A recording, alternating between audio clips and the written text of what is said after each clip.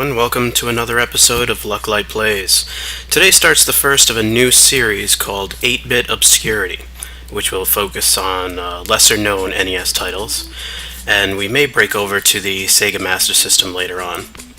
Now, while there are plenty of NES games that everyone seems to know, whether it be Super Mario Bros. 1 through 3, Legend of Zelda, Final Fantasy, there are some rare gems that are much lesser known.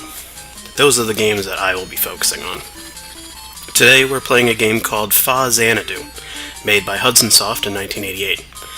Now a little trivia about this game. It actually is a spin-off of a series in Japan called Dragon Slayer for the MSX console. There was one other NES title related to this series here in America, and that was called Legacy of the Wizard, which is essentially Dragon Slayer 4. I had both games as a kid, and never really knew that they were the slightest bit related. Amazing what you can find out on the internet these days. Anyway, let's get right to the game. So, what happens here is, we were on an adventure, with no weapons and armor for some reason, and came back to find our peaceful town overrun by monsters. Pretty standard stuff, it seems to be. Now, if you have played this game as a child, or recently, it is on the Virtual Console, I recommend buying it. You may notice that my game looks a bit different than yours. That is because I put a patch on mine. What the patch does is it improves the graphics and brings back all the things that were censored in the original NES version, which is those crosses there. I didn't do it for any specific reason. I'm not trying to, put crosses in your Let's Plays. I just wanted to maybe freshen the game up a little bit.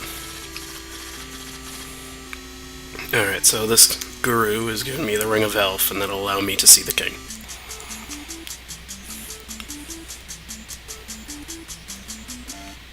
There's our key shop guy. We'll go him later. And the equipment dealer, you'll see him a lot. One thing they didn't censor in this game is a lot of characters seem to be smoking.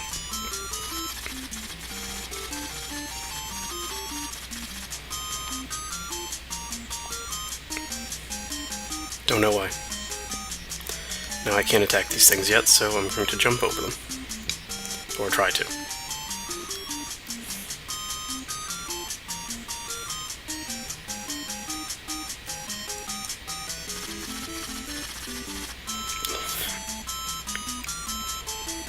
Yes, these graphics do look a lot better.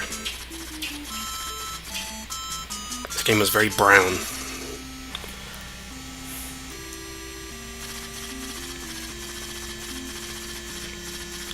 And he is blinking a whole lot. He must have something in his eyes. Both of them.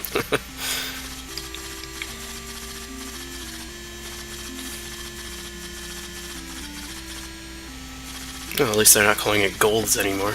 1,500 golds.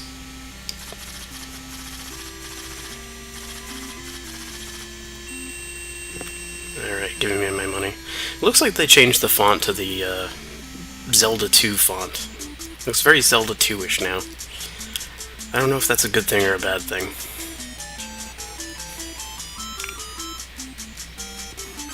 And I died. What we see in the screen a lot. Don't have negative thoughts. Well, at least I'm full. Now that I have full hit points. Unfortunately, I have to go talk to the king again. Sorry about this. Gotta time these jumps better. Yeah.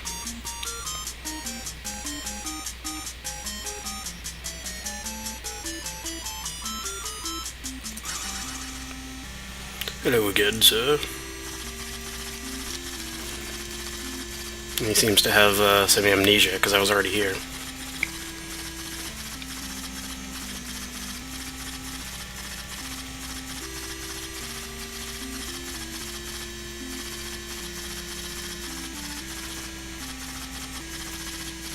Well, while this is going on, I might as well explain what's going on.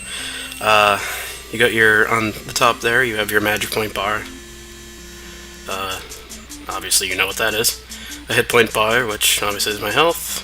The E is the experience bar, which experience in this game does not make you stronger, you don't gain levels. What happens is if you gain enough experience, you go talk to the guru, and he gives you a better title, which right now, I'm a novice, and I have leather armor. And as you gain more experience points, what happens is if you die, you start with a certain amount of money, and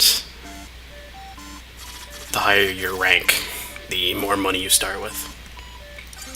So we're going to buy the essentials here. We're going to buy a weapon.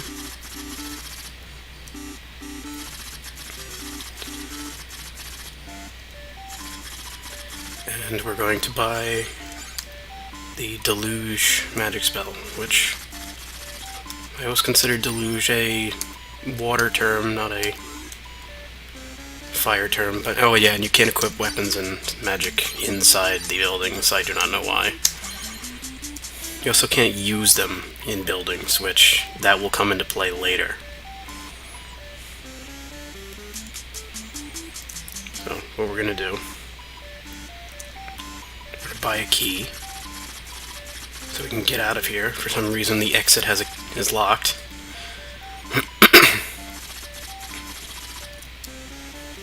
Okay.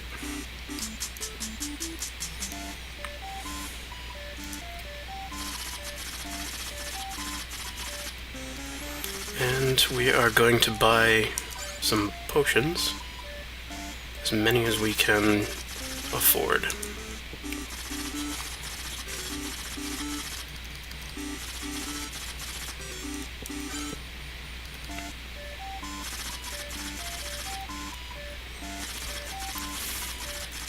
This takes a little bit.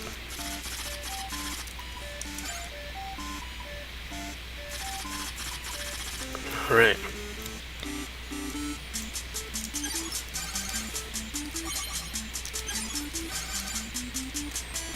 And what we're going to do here is we're actually going to get ourselves killed. And you might be asking, what the hell is he doing? I will show you in a minute.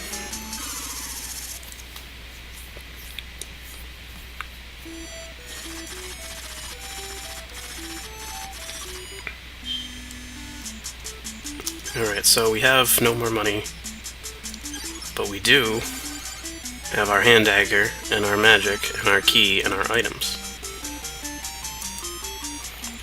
So I think a bunch of you just figured out what this is.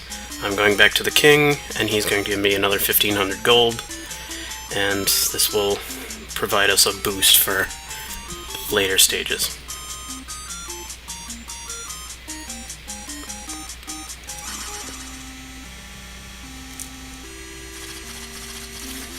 You just have to listen to this. Hey, why don't I just fast forward through it? There we go.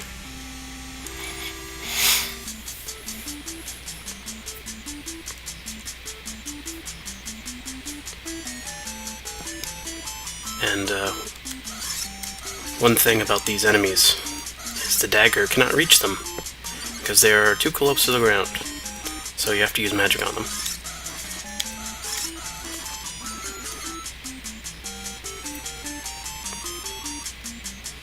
Moving right along. We are ready to exit this area.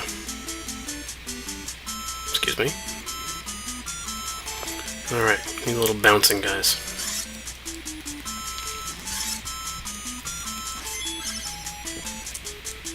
I've used key. Alright, let me explain a little bit about the world and what we're facing here. Storyline goes that the good guys are the Elven Kingdoms. Oh jeez. Let's try that again. We are the Elven Kingdoms, and the bad guys in this game are the dwarves. Now the dwarves were taken over by a thing called the Evil One. Yeah, I know, very descriptive. And were, as you can see, horribly mutated. by this meteorite that crashed into the place called the World Tree. Now, the World Tree is essentially it is what it is. It's a world. Right now, we're at the base of the tree, and we're going to be climbing the tree, and the last places of the game are at the top.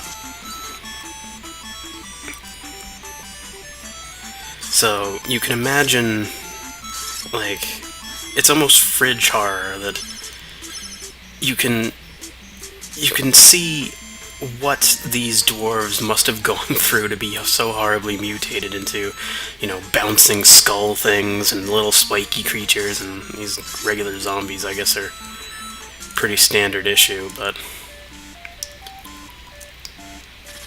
there are a few creatures that actually look like dwarves, but they come few and far between, and we're not going to be affording any of this anytime soon. So if I sat here and grinded, I'd be able to afford that, and that puts a big damper on the game. It turns the game very easily. So we're going to not do that for the sake of, we want to have fun with this. We don't want to get too easy too fast.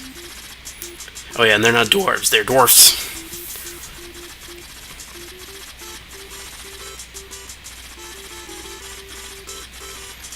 And that will be our first dungeon, the Tower of Trunk.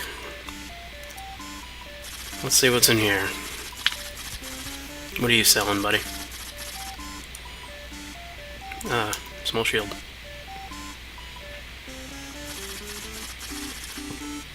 This will provide us with... Oh, forgot I can't equip in here. That'll protect us from magic later. And here's our friendly key salesman, who's smoking and blinking.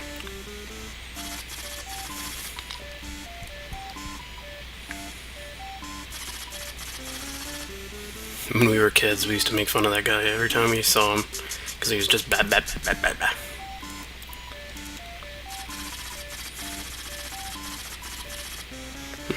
seems to be an error. But if you don't have it, then you can't break the wall. Duh, we get it.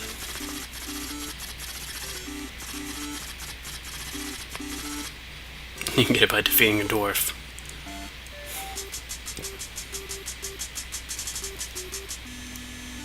Alright, and the way you save your game in this game is you talk to this guy, and he gives you a password. So I will be screenshotting those and using them off screen. You won't have to watch me do that.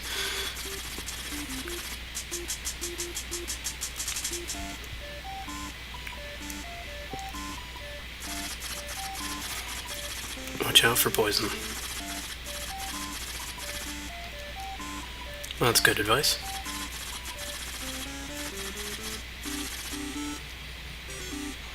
This guy will heal you to max. Don't try too hard. Just give up.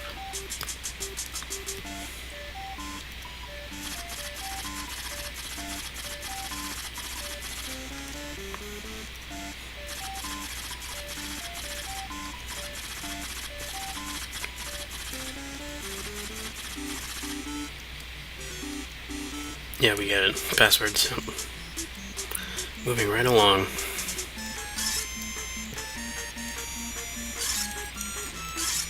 I hate these things so much. He doesn't even drop money or gold. Or food, rather.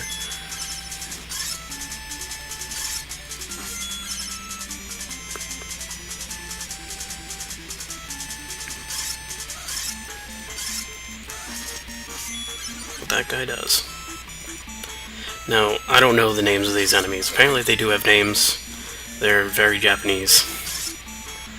I'm not even gonna try. Okay, and this will be the first episode of Faxanadu. On the next episode, we will tackle this dungeon and see if we can move on to the next town. So, my name is Lucklight. Thank you for watching. Have a good one.